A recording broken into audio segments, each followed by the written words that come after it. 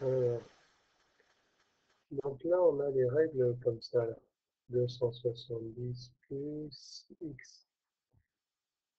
Moi, ma méthode, c'est de faire avec le cercle à chaque fois. Parce que le cercle, je connais bien et je ne me trompe pas avec le cercle.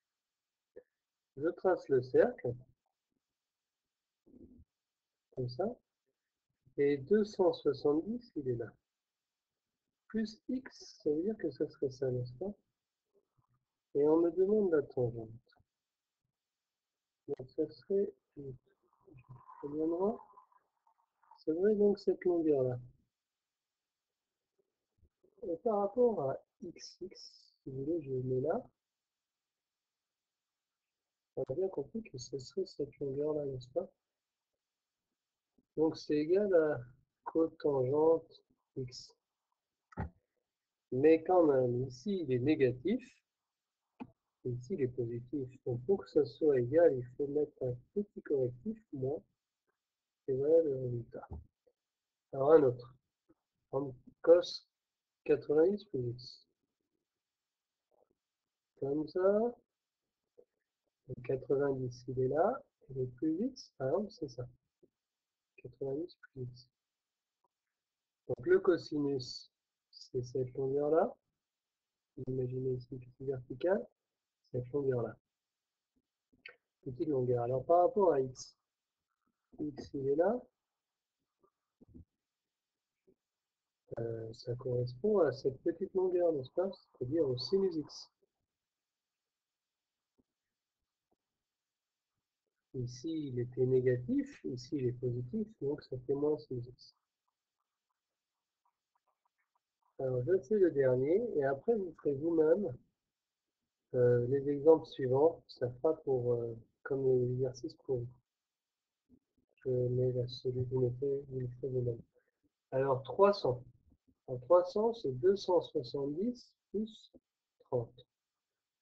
270, on est là, plus 30. Alors 30, c'est, on rappelle, c'est un tiers.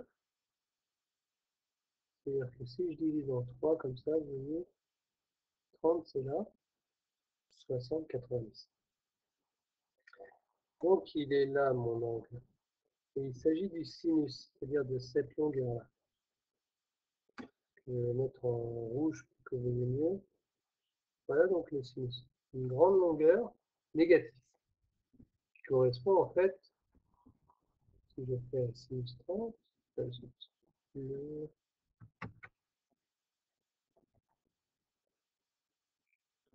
correspond à cette longueur-là.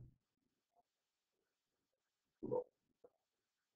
Alors les grands, quand c'est une grande longueur, c'est des 30, des 60, des 45. On a vu que c'était le grand, c'était racine de 3 sur 2. Qu'un grand, racine de 3 sur 2, et il est négatif, donc c'est moins racine de 3 sur 2. Directement. Alors celui-là, vous ferez vous-même. Celui-là, vous ferez vous-même ou pas? Oui, vous ferez vous-même. Vous ferez vous-même.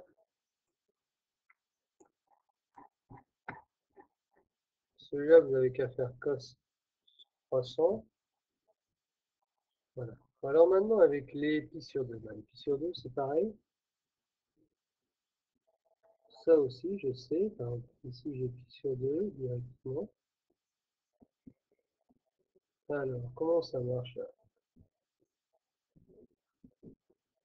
Vous imaginez ici, pi sur 2 moins θ. Je vais en marche arrière.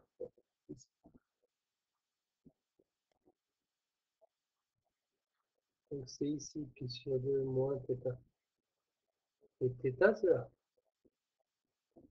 Alors le sinus c'est cette longueur-là, correspond à cette longueur-là ici, qui s'arrête là, un peu avant là. Donc c'est égal à cosinus θ. Allez, je fais le 3 pi sur 2 moins θ, et après le reste, vous le faites vous-même. Alors le 3 pi sur 2, donc ici, pi sur 2, 2 pi sur 2, 3 pi sur 2, moins θ. Ici, on va.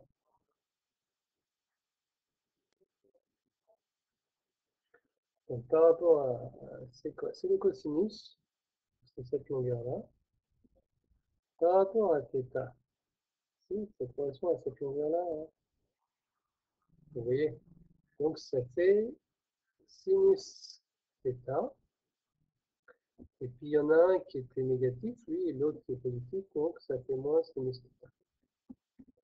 Puis vous ferez vous-même les suivants, normalement. Trouverez. Alors maintenant le dernier, en 33 plis sur 2. En 33 plis sur 2, ça fait en fait, il faut prendre la mesure principale. 33 divisé par 4, ça nous fait 8. Ça fait donc 32. Ça, c'est la même chose que sinus pi sur 2 moins θ.